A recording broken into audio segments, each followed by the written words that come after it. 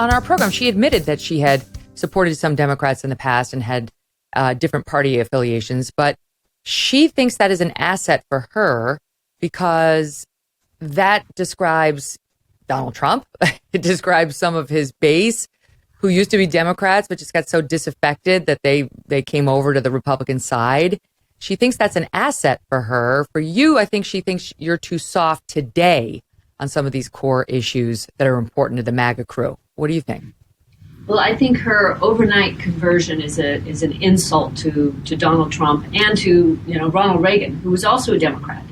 But his their conversion was over years of talking about conservative issues. She found God, guns, and the GOP about a day and a half before she decided to run for governor. I mean, it is just a fake. She is an opportunist. And with each passing day, more and more is revealed about her history and her character. It's one thing to vote for, Barack Obama, which she has admitted to doing. It's another thing to write checks to him, and it's a whole new level to go out and knock doors for the most progressive president in modern history. She is just not who she says she is, and so it's hard to. And then, as she was a purveyor of fake news for 27 years, and she freely admits that she was lying to us for much of that time. And my response to that is, to be the governor, you don't have 27 years to learn your next job. If it took you 27 years to figure out you were peddling fake news in your last job. I have spent the last 30 years in the private sector building a career, building communities, creating jobs and giving back to my community and giving back to conservative causes. I have a 30-year track record as an executive, leading teams, accomplishing results, signing both sides of a paycheck. And Arizonans are looking forward, and they want a CEO, somebody who knows how to get things done, and I have a record of doing that. What do you mean when you say that that she admits she was a purveyor of fake news for all those years and that she was lying to people? What do you mean? She's admitted as much, that she was reading what was put in front of her and that it was fake news. So she's admitted that. And, those are her words. So I just, I am who I am. My record is abundantly clear. What I've done, who I've supported, and I'm ready to lead. Issues you that too matter have supported to Arizona. Democrats, though, in the past. You donated to Democrats like Representative Ruben, is it Gallego, and other Democrats in other local races. Yeah. Ruben Gallego. I did donate to Ruben Gallego after he was elected in a 40-plus Democrat district here in Arizona. And he also is the only member of our delegation on the House Armed Services Committee.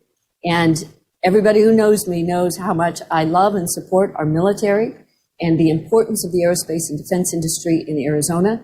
And he is the only voice representing that industry and our military in Washington, D.C. So just to clarify, you donated to him because this is a district in which the Republican had absolutely no chance. It was D Correct. plus 40. So you wanted to back the Democrat who was best aligned with your own vision.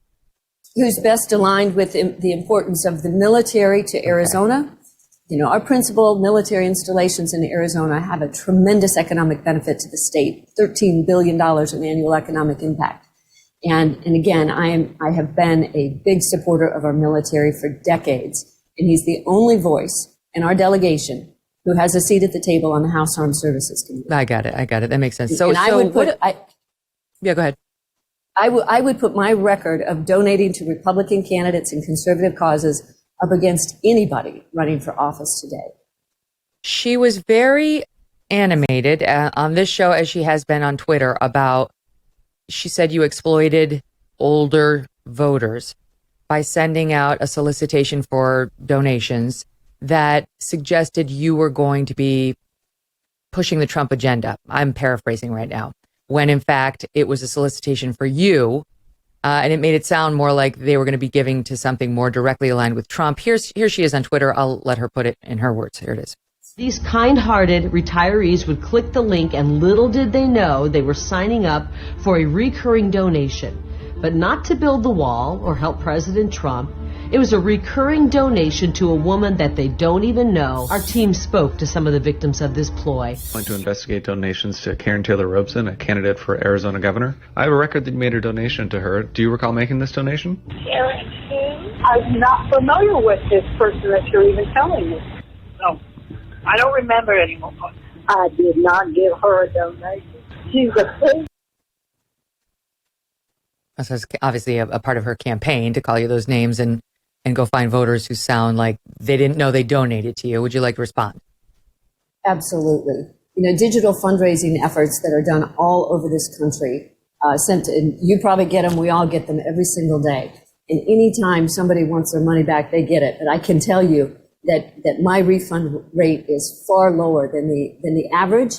In fact, by implication, she's attacking Donald Trump because his refund rate for doing the same thing is a multiple of my refund rate. So she's attacking Donald Trump as well.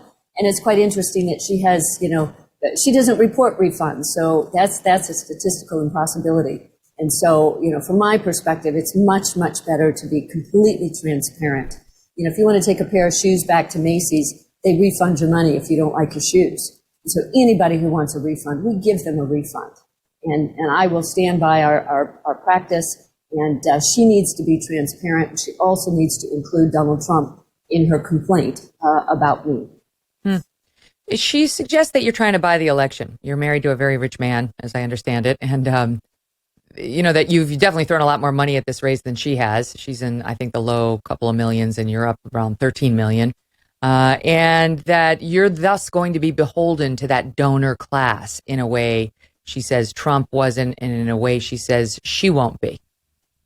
Well, a couple of things. She was living in the living rooms of Arizona for 27 years. So her name ID walking into this race was extremely high. Meanwhile, the last 30 years, I was in the private sector working to build communities, and I wasn't on TV for 27 years. But she's also attacking any successful woman. I have had a very successful career. So, she doesn't know the source of my money. But I have been putting my money, my family treasure, my time, my career on the shelf to give back to Arizona. Meanwhile, she has been using her campaign to support herself and her family. All you have to do is look at her disclosures, and she's paying family members. She, spends an awful lot of money at resorts and fine dining establishments, and it's so hypocritical. But it's, quite frankly, it's no surprise coming from her. You, as I understand it, and obviously since I didn't know how to pronounce Gallego, it's Gallego. I don't pay enough attention to the legislators coming from Arizona unless they really hit national prominence. So, forgive me, but I don't explain to me why you, as somebody who seems to have donated to President Trump, raised a bunch of money for President Trump, supported President Trump's agenda for many years, did not get his endorsement. Like, why did he go with her over you? I think he was given bad information, but I can't explain it because, yes, we donated and raised an awful lot of money. Several members of his family were at our home for fundraisers, and I will defend Donald Trump's record all day long, and I do every single day. He has an incredible record of accomplishment. We can rattle off everything from USMCA to getting our NATO partners to pay their fair share, to historically low Black and Hispanic unemployment, to the rollback of federal regulations, to, his 234 federal judges. I can go on and on. My daughter worked for him at the White House. She was there until January 20th, turned out the lights at the White House. So we have a long history of supporting the president. But what I'm looking for is the endorsement of the voters of Arizona. This race is about Arizona. It's about Arizona's future. And that's what I'm out there earning every single day. But don't you think it has to do with January 6th? I mean, frankly, she's not a believer that Biden won. She calls him an illegitimate president. She says this was a stolen election. And I know, and I pointed out to her, you've said there were problems. It was by no means a perfect election. And there were some unfairnesses in the process, but not stolen. Don't you think that's what did it? It may have. I don't know. Again, that's, you'll have to ask President Trump why he did it. I wouldn't be running if Donald Trump was still in the White House. I'm running because Joe Biden's in the White House and our freedoms are under attack. Arizona's borders are overrun.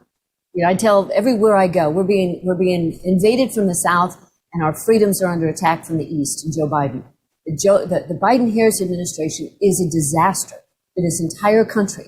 And Arizona families are feeling it every day. They go to having to make a decision whether they're putting gas in their gas tank or food on their tables, or asking whether they can even fill their gas tank up to go to work. And I will bring to Arizona a vision for education freedom, economic freedom. And there's 70% of our adult population in Arizona came from somewhere else.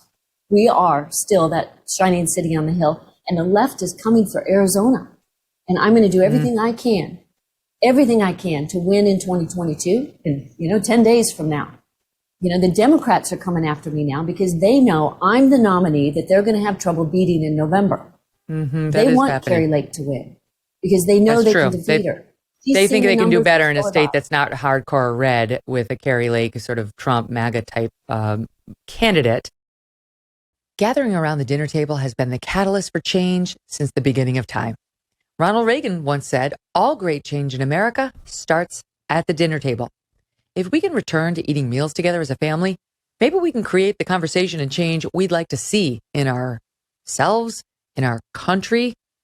Perhaps it feels a little overwhelming to get everyone together and still make a great meal. But Good Ranchers has got your back. They will make it easy for you. Pull out a Good Ranchers package of beef, chicken, or seafood. You season with a little salt and pepper, or you won't need to season at all if you get the pre-marinated kind, which I love. And then you cook it however you want. Tastes amazing. Every box you get is superior quality, flavor, and value. Good Ranchers is a company that supports American agriculture and business.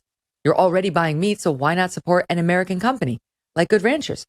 Use my code Megyn to get 30% off $30, I should say, off your order, plus free express shipping. Make gatherings at the table easy and fun with Good Ranchers. Go to goodranchers.com/Megyn to bring your family and friends to the table and eat some seriously delicious food. goodranchers.com/MEGYN. Hey, thanks so much for watching. If you like what you just saw, hit the subscribe button for more clips and full episodes.